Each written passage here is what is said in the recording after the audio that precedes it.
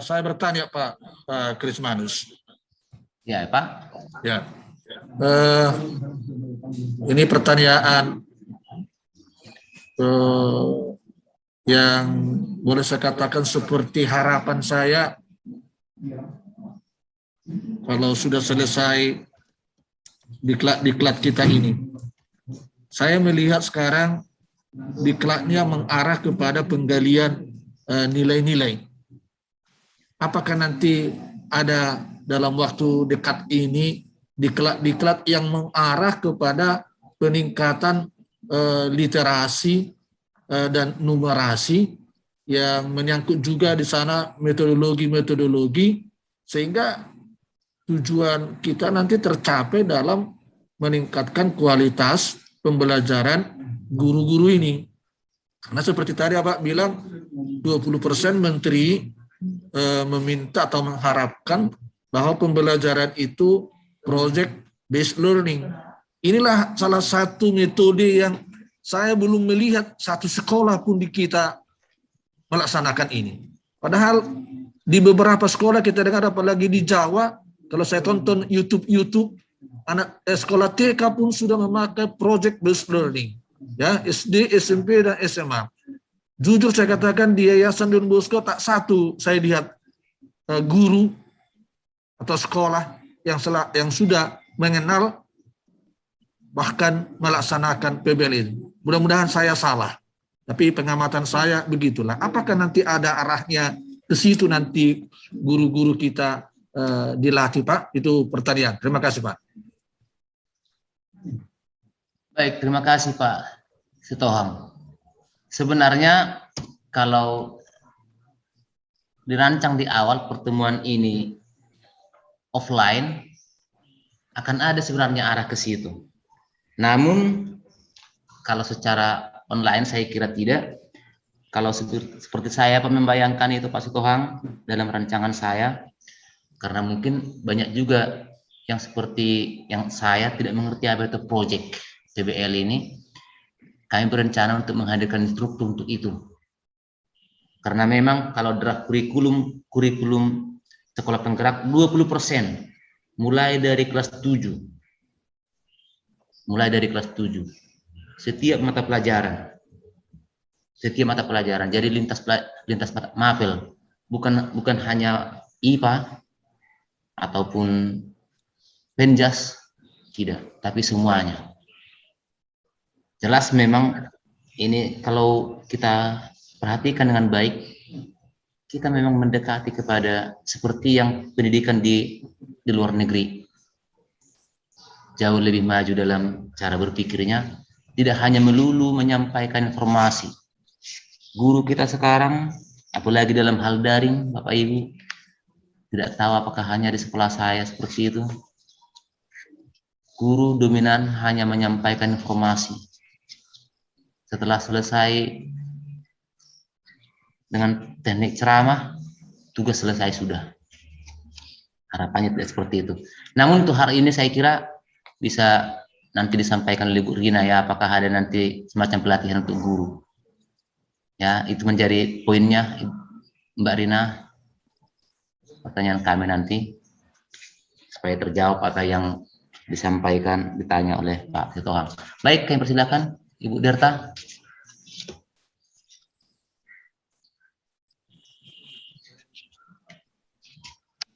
Sejauh ini belum Pak, belum ada Pak. Pas Pak, terima kasih Pak. Baik, kami persilakan dari Bapak Ibu yang lain. Tapi sepertinya Bapak Ibu, sebentar, jaringan saya sering terganggu. Apakah Bapak Ibu juga seperti itu? Ya, Bapak memang kami lihat sering terganggu Pak. Dari kameranya. Pak merah itu Pak. Pak. Sinyal Bapak merah dan kuning. Pak Simbolo. Di tempat kami juga begitu Pak, banyak sinyal yang terganggu Pak.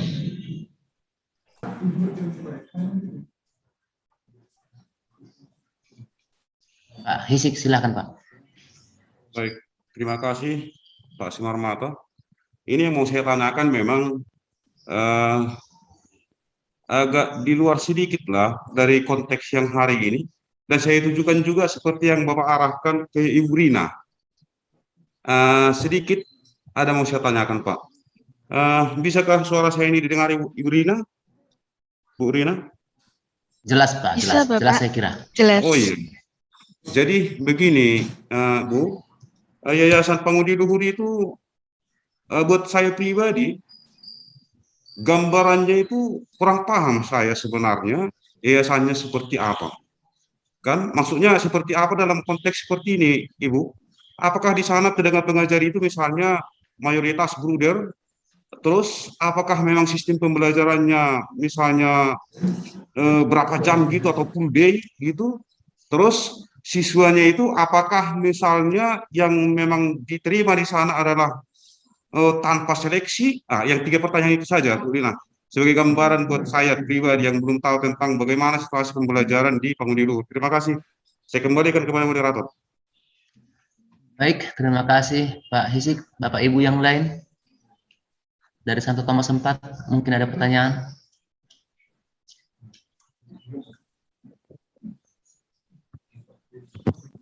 Kita memang ini seksi tanya jawab ini atau memang tidak ada lagi materi yang lain-lain? Memang hanya ke situ Pak Oh gitu ya. Oh ya ya. Iya. Baik, makasih. Kita kan hanya sharingnya ini sebenarnya. Oke. Karena pertanyaan banyak kali memang ditanyakan memang, tapi bukan silakanlah bapak ibu kepala sekolah lah, suster.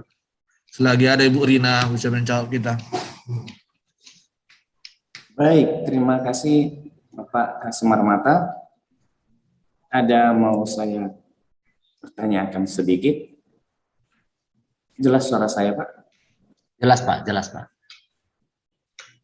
Nah, yang pertama bahwasannya setelah pembelajaran POP ini dan yang sudah kita dengarkan FGD pertama dan sampai saat ini sudah mulai jelas memang ranah untuk membuat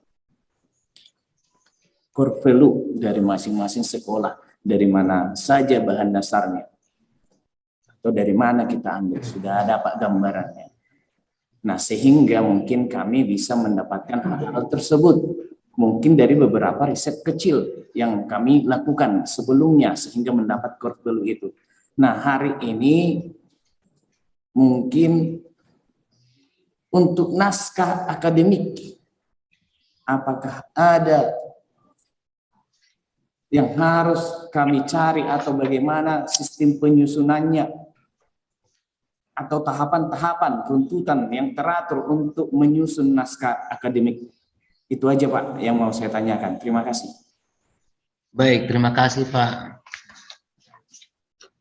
Mudah-mudahan nanti masih ada filenya sama kami akan atau kepada Ibu Rina, saya kira nanti bisa dikirim kepada di grup ini naskah akademik dari Luber supaya bisa dipelajari oleh sama kami. Sebetulnya sudah ada naskah akademiknya.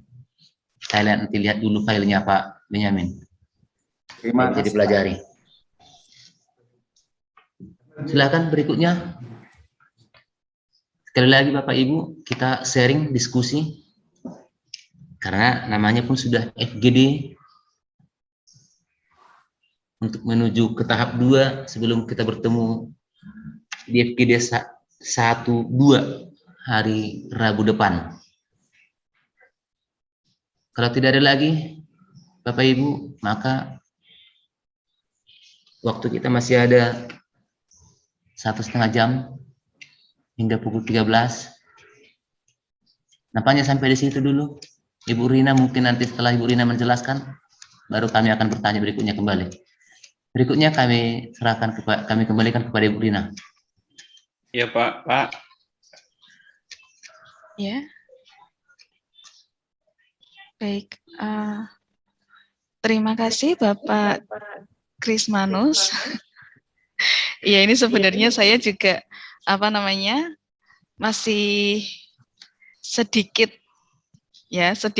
memperoleh gambaran sebenarnya dari rekan-rekan yang bekerja di POP terkait dengan program organisasi penggerak ini.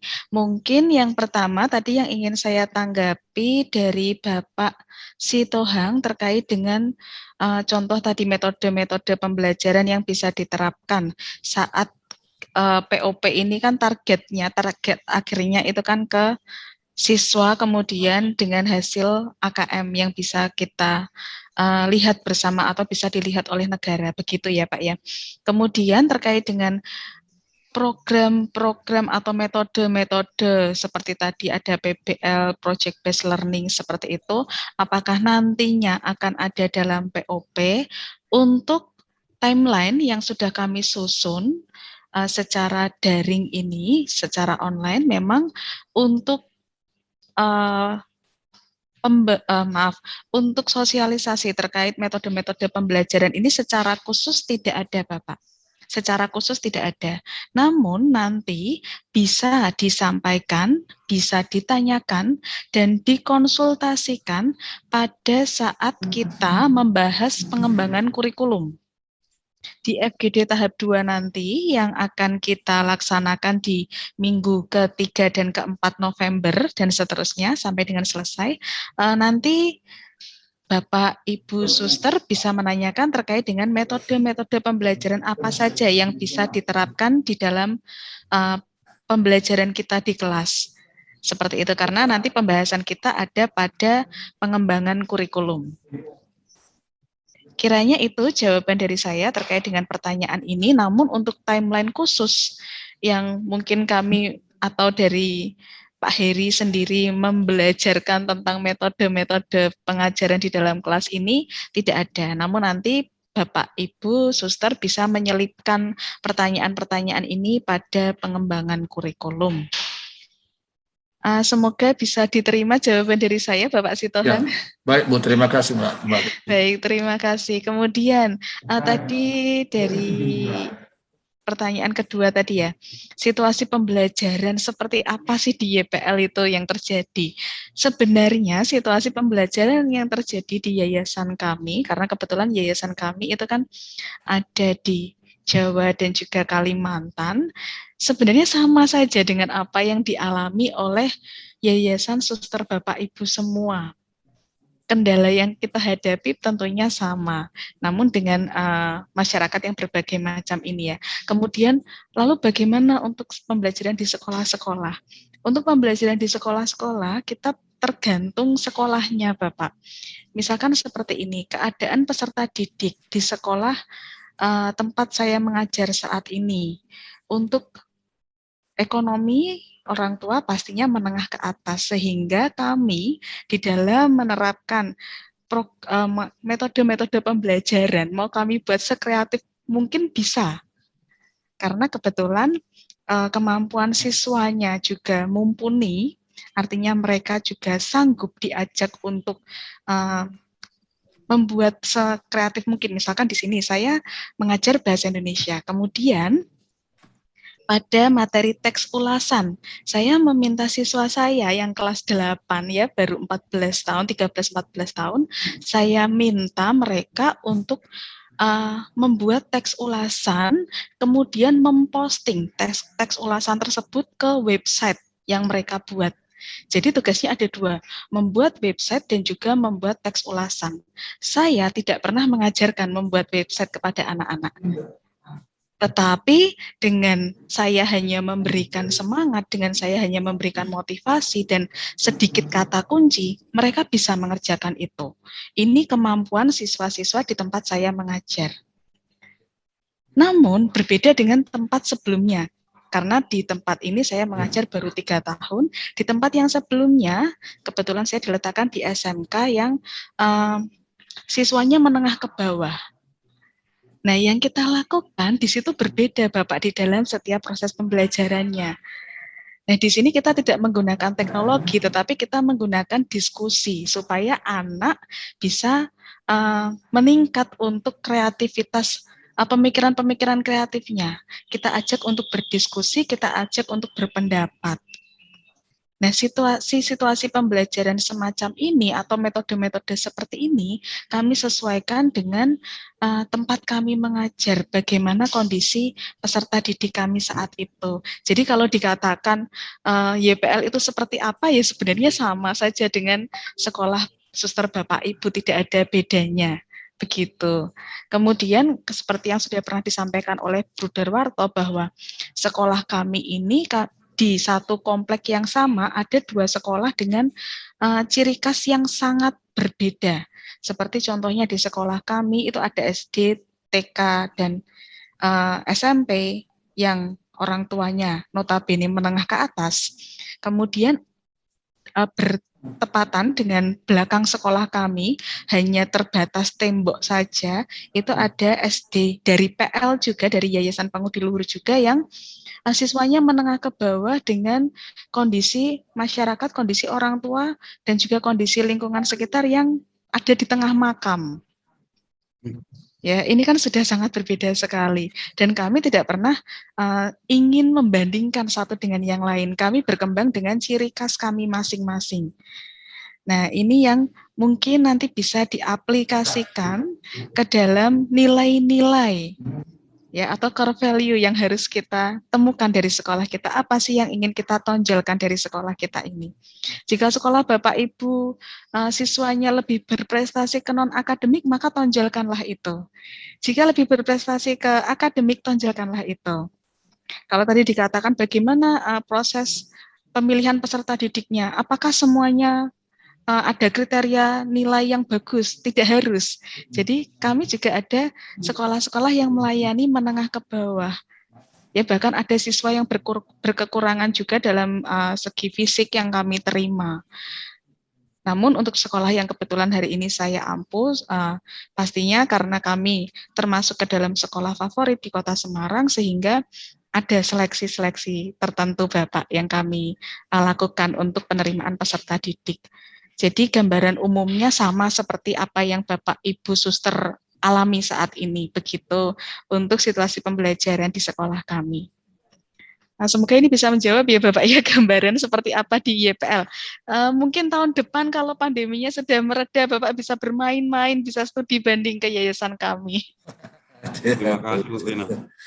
Baik, untuk melihat bagaimana sih kenyataannya, sebenarnya sama saja. Baik, kemudian tadi pertanyaan yang terakhir terkait dengan pembuatan naskah akademik yang harapannya kita selesaikan pada setelah pertemuan ini. Nah, tadi sebenarnya Bapak Krismanus sudah dengan jelas sekali menjelaskan terkait dengan apa sih yang harus kita lakukan pada pertemuan kali ini. Apa yang harus kita susun pertama kali. Tadi Bapak Krismanus mengatakan naskah akademik, kemudian ada 7 unsur budaya, kemudian ada nilai-nilai dan keutamaan. Mungkin di sini bisa lebih saya singkat lagi, Suster Bapak Ibu. Yang pertama yang kami harapkan dilakukan oleh para kepala sekolah dan tim pengembang kurikulum adalah untuk menganalisis terlebih dahulu unsur budaya yang ada di sekolah Suster Bapak Ibu di sini. 7 unsur budaya Kuncoro Ningrat itu yang kita gunakan.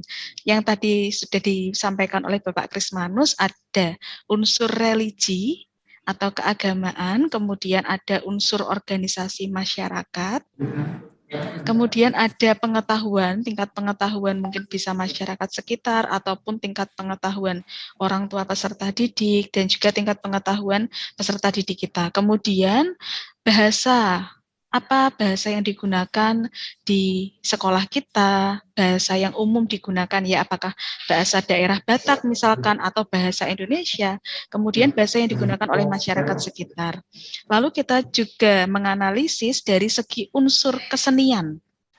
Nah, kesenian apa saja yang sering muncul di dalam masyarakat kita? Adat istiadat, budaya apa? Bisa dari tari-tarian atau mungkin bisa dari kesenian-kesenian yang lainnya. Lalu mata pencaharian ini dari masyarakat sekitar sekolah dan juga orang tua peserta didik kita. Nah, ada yang mungkin orang tua peserta didik mata pencahariannya mayoritas sebagai petani. Ada juga yang sebagai nelayan. Pastinya ini nanti akan menghasilkan nilai-nilai yang berbeda.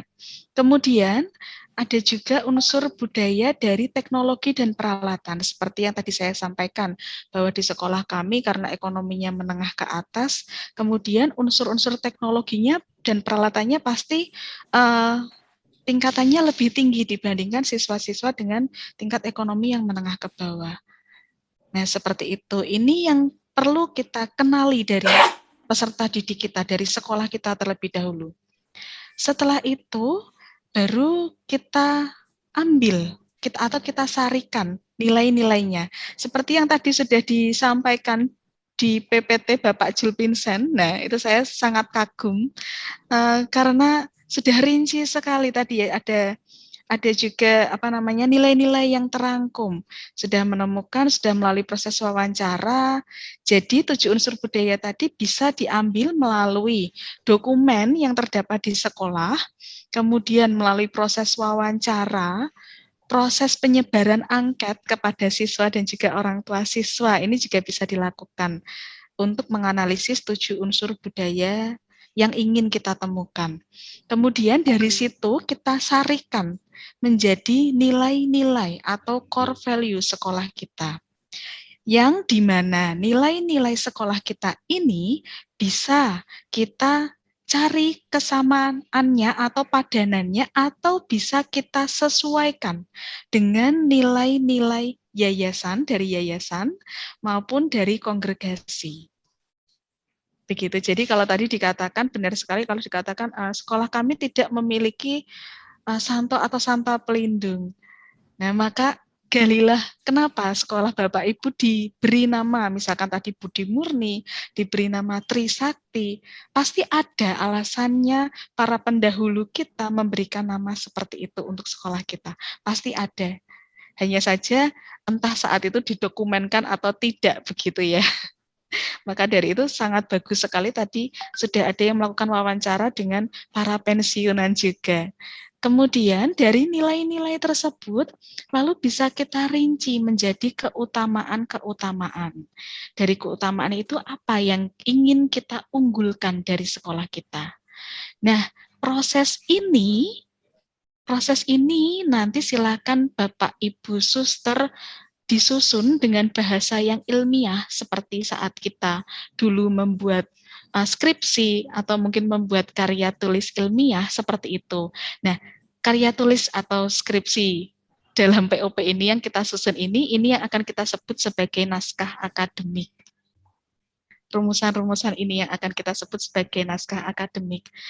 Begitu penjelasan dari saya, apakah sudah bisa dipahami untuk tahap ini? Sudah, Mbak. Apakah baik, baik, terima kasih. Mungkin kembali kepada Bapak Krismanus. Enak mendengar. Mbak Rina, mungkin Ya, ada contoh naskah akademik. Oh, baik. Untuk contoh naskah akademik, saya itu kalau kemarin Pak Heri atau Pak Hendy sudah mengirimkan di Google Classroom, tetapi nanti bisa saya kirimkan kembali di grup kepala sekolah dan grup instruktur sebagai contoh. Begitu, Bapak. Baik, terima kasih. Baik. Baik, Bapak Ibu, masih adakah yang mau kita bicarakan? Respon orang tua. Kita masuk dari respon orang tua. Maksudku di Pak Budi Lurit, gimana respon orang tua tentang pendidikan itu? Ya, boleh tanya ya? Bisa. Halo Pak Silakan Simarmata. Pak Sinaga. Iya. Silakan Pak Sinaga dari Budi Murni 1. Terima kasih Pak. Mungkin ini hanya sekedar sharing atau sedikit nanti bertanya kepada Mbak Rina ya. Tadi kan Mbak Rina sudah menjelaskan semua tentang situasi atau keadaan sekolah di Pangudi Luhur itu ya. Halo. Iya, halo. Pak Sinaga Budi Murni 1. Ya Pak, iya. Halo, siap Ya, Pak. sudah, Pak. Terdengar ya Pak? Bagaimana Pak? Sudah dengar suara saya Pak? Sudah, Sudah. Pak. Oh, terima kasih. Jelas Pak.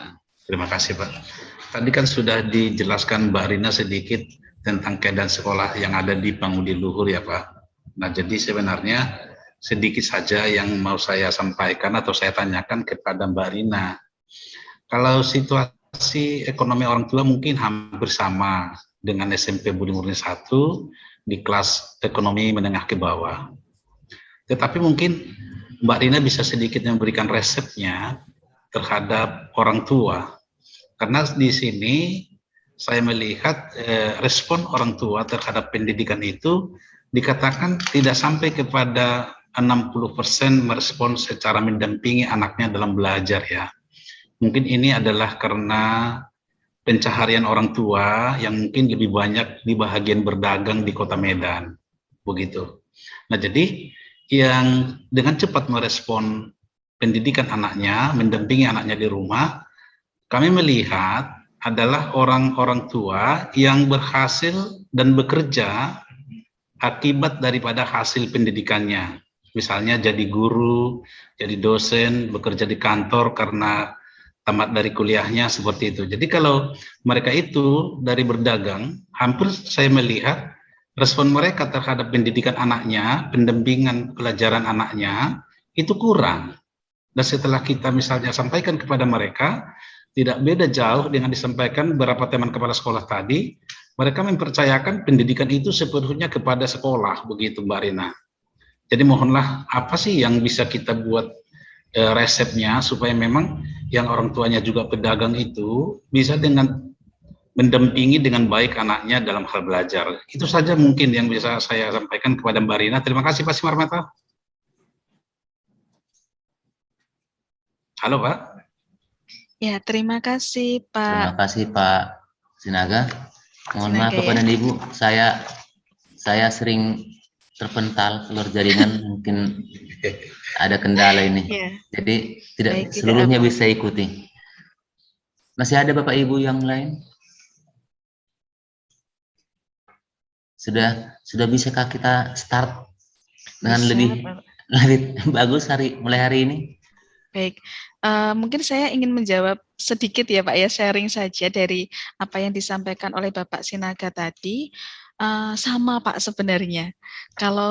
Kebetulan kalau di sekolah dengan tingkat ekonomi menengah ke atas dan juga orang tua yang mengutamakan pendidikan, pasti hal ini tidak akan menjadi masalah. Tetapi saya juga pernah mengajar pada sekolah dengan tingkat ekonomi menengah ke bawah itu, kemudian hal-hal yang saat itu dilakukan oleh kepala sekolah dan saya yakin juga sekolah Bapak Ibu pasti juga sudah melakukan hal ini. Sebenarnya sama. Jadi kami melakukan sosialisasi setiap awal tahun, Bapak. Melakukan sosialisasi kepada orang tua terkait dengan pendidikan anak-anak, apa yang akan mereka tempuh selama 1 tahun pembelajaran. Itu setiap tingkatan ada sosialisasinya. Begitu. Kemudian peran wali kelas dan guru BK itu sangat penting di dalam mendampingi anak ini. Memang anak-anak yang kebetulan saat itu di orang tua sama sebenarnya. Jadi seluruh pendidikan anak itu diserahkan kepada sekolah. Jadi orang tua mereka kebanyakan bekerja untuk mencukupi kebutuhan di rumah. Seperti itu. Lalu bagaimana atau tadi dikatakan bagaimana resepnya? Sebenarnya tidak ada resep khusus, sama saja Bapak. Kita di sini prinsipnya adalah pelayanan. Kalau sekolah Katolik itu kan melayani ya Bapak ya. Jadi kami pun juga sama seperti rekan-rekan saya yang sering juga sharing kepada saya pada saat saya sudah dimutasi ke tempat sekolah yang baru, mereka masih sering bercerita bagaimana keadaan di situ saat itu. Jadi mereka sering, bahkan hampir setiap hari semasa pandemi ini, guru BK dan juga wali kelas itu datang ke rumah-rumah siswanya, Pak, untuk mengecek apa yang sedang dilakukan. Bahkan mereka ada yang tidak mengikuti pembelajaran di pagi hari, baru bisa mengikuti pembelajaran jika hari sudah siang dan pembelajaran sudah hampir usai, karena ternyata diminta oleh orang tua untuk membantu orang tuanya berjualan. Nah, seperti itu. Nah, ini sebenarnya juga kita alami bersama. Namun solusinya kembali lagi kepada para guru di dalam sekolah, bagaimana pendampingan kita di sekolah terhadap anak didik kita. Nah, itu saja yang saya rasa perlu dimaksimalkan peran serta wali kelas, guru mata pelajaran, dan juga guru BK. Perlu kerjasama yang solid memang Pak, untuk dapat berjalan bersama-sama. Begitu. Itu saja jawaban dari saya, Pak Sinaga. Ya, terima kasih Mbak Rina, terima kasih. Baik, Baik, kembali Bapak. kepada Bapak Krismanus. Bapak Silakan Ibu, Bapak. masih ada waktu kita 1 jam ke depan. Eh, jika tidak ada, boleh kita akhiri, tidak perlu 4 jam full ya Bapak Ibu. Ya, jangan dipaksakan ada kan? Baik. Pak Sitohang sangat mengerti yang dialami oleh. Baik, Bapak Ibu, terutama Pak Sitohang yang sudah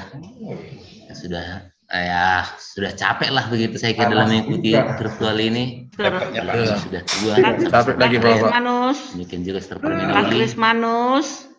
Bapak Ibu, kepala sekolah dan wakil kepala sekolah, kalau tidak ada lagi pertanyaan, Pak. mari kita mulai Pak kerjakan. Krismanus. Dan sampai jumpa kita Suster Margaret.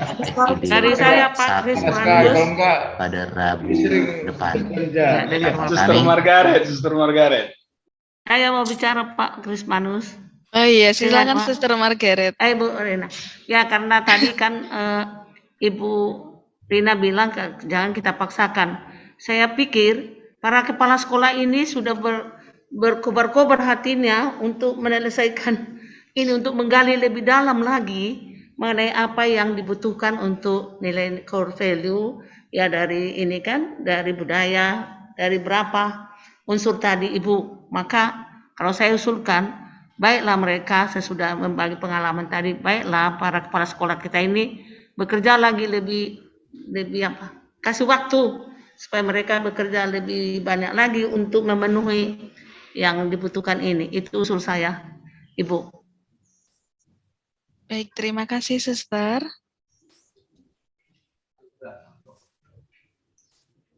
Masuk Suster ini diberi waktu langsung mulai istirahat sekarang, itu maksudnya Bu.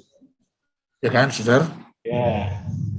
Ya Pak, artinya selesaikan, ini baru Bapak Ibu kepala sekolah kerja keras lagi di tempatnya masing-masing untuk memenuhi ini. Mungkin masih banyak yang belum dilaksanakan, supaya dilaksanakan dengan tadi apa yang sudah yang dikatakan Ibu Rina dan juga Pak Krismanus.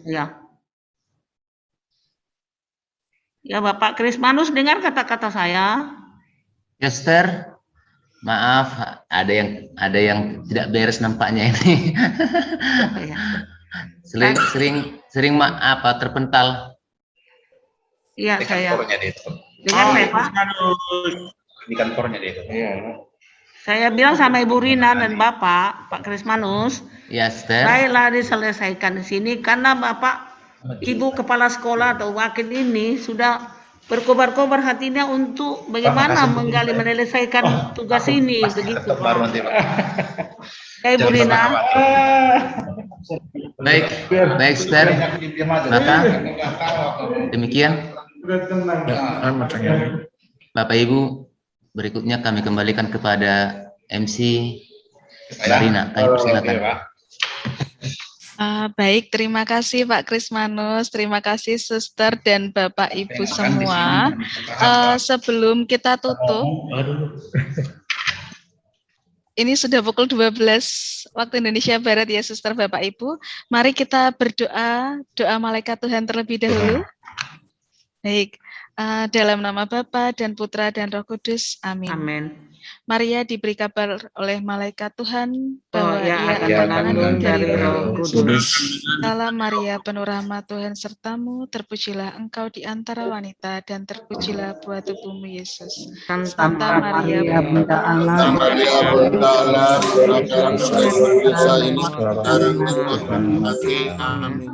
aku ini hamba Tuhan, terjadilah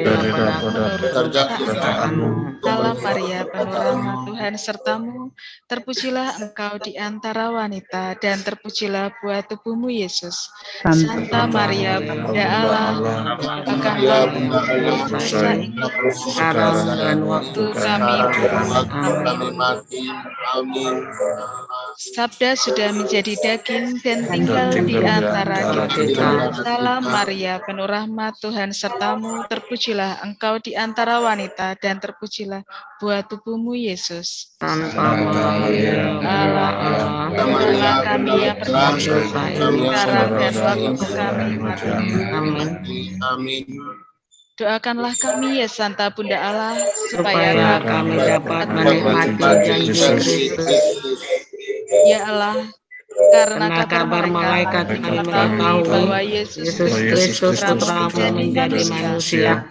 Curahkanlah rahmat-Mu ke dalam hati kami, supaya karena sengsara dan salib kami dibawa kepada kebangkitan yang mulia. Dialah Tuhan dan perantara kami. Amin. Dalam nama Bapa, Putra, dan Roh Kudus. Amin. Amin. Baik, terima kasih kepada Bapak Ibu. Ya, Kamis terakhir. Mungkin bisa besok rapat besok kami di yayasan. Iya, orang baik, seperti yang tadi sudah disampaikan oleh Suster. Jam 9 lah gimana itu Pak ya? Kapan lagi ketemu? Silakan Bu, terus. Telah menyampaikan di awal apa yang menjadi target kita dalam waktu dekat ini, dan saya rasa langkah kita sudah sama, sehingga silakan setelah ini Suster, Bapak, Ibu bisa melanjutkan kegiatan kita ini dengan penyusunan naskah akademik. Terima kasih kepada Bapak Krismanus Simarmata yang telah meng-coach kita dengan begitu baik pada pagi hari ini hingga siang hari ini. Nanti Bapak Krismanus masih akan melanjutkan tugasnya sebagai coaching di jam 2 sampai dengan pukul 6 nanti jadwal kita, namun tidak harus sampai pukul 6 ya Bapak. Kemudian terima kasih juga kepada tadi Bapak Sitohang, Suster Margareta, kemudian Suster Parminauli ya, yang telah memberikan peneguhan-peneguhan. Terima kasih. Yayasan Don Bosco ini sudah sangat mendukung unit-unit sekolah untuk mengikuti POP. Untuk itu, sebagai penutup perjumpaan kita siang hari ini, saya minta dengan hormat Suster Margareta untuk memimpin doa penutup. Silakan Suster. Terima kasih Ibu. Mari Ibu Bapak, Suster, kita berdoa bersama. Dalam nama Bapa dan Putra dan Roh Kudus. Amin. Bapa yang baik, tak henti-hentinya kami bersyukur kepadamu atas segala anugerah yang boleh kami terima, khususnya pada hari ini. Kami dipandu oleh Ibu Rina, Pak Krismanus, dan juga kepala-kepala sekolah membagi apa yang mereka miliki untuk meneguhkan satu sama lain. Tuhan, kami tak henti-hentinya memohon berkat-Mu, kesetiaan, pengetahuan untuk menjalankan tugas kami ini seterusnya, sehingga kami dapat berbuatnya dengan tulus dan dengan pelayanan yang baik dari kami, sehingga kami dapat bekerja sama untuk menggalinya ini semua dengan guru, dengan masyarakat, dengan siapa saja yang kami butuhkan untuk menemani kami, untuk menggali yang baik dari sekolah kami, sehingga kami melayani anak didik ini dengan penuh semangat dan penuh kasih. Tuhan, terima kasih kepada semua yang boleh kami terima, berkati kami semua di rumah, keluarga kami, di sekolah, untuk anak didik, guru-guru, dan semua yang melayani kami, khususnya Ibu Rina dan Pak Krismanus. Berkat-Mu kami mohon untuk kehidupan kami setiap hari. Ini kami mohon dengan perantaraan Kristus Tuhan kami. Amin. Dalam nama Bapa dan Putra dan Roh Kudus. Amin. Terima kasih Suster, Bapak, Ibu. Ya. Terima kasih. Selamat istirahat. Selamat istirahat. Makan siang. Terima kasih Pak. Selamat makan siang di tempat Selamat masing-masing. makan siang di tempat masing-masing. Ya. Ya, baik, Iya, Bu Rina. Ya. Selamat makan siang virtual. Terima kasih Suster. Kita bagi ada makanan sama kami mau, Pak? Ya, suster. Ibu Reslina mau? Ya, suster, terima kasih. Ibu Rina mau kami kirim dari Sumatera, dari Medan. Boleh, suster. Sampainya kapan ya, suster ya? Oke. Iya, nanti Terima datang ya kasih. ke Medan. Baik, Terima kasih. Oke, sampai Sampai jumpa jumpa. Bapak Ibu Suster semua. Bye-bye. Ya.